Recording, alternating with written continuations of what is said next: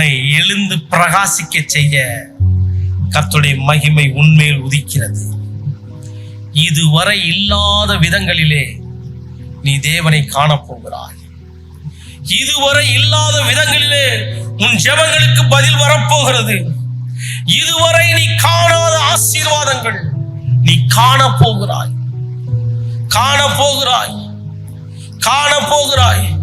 எத்தனையோ ஸ்திரீகள் யோவான் 4ஆம் அதிகாரத்தில் உண்டு. சமரியா பெண்ணிடத்தில் கர்த்தர் பேசினாராம். வேதம் சொல்லுகிறது, மேசியா வருவார் என்று அறிந்தேன், அவர் வந்து நமக்கு போதிப்பார். அவள் யார்? அவள் காலத்திலே அவள் மேசியாவை எதிர்பார்த்து கொண்டிருந்தாள்.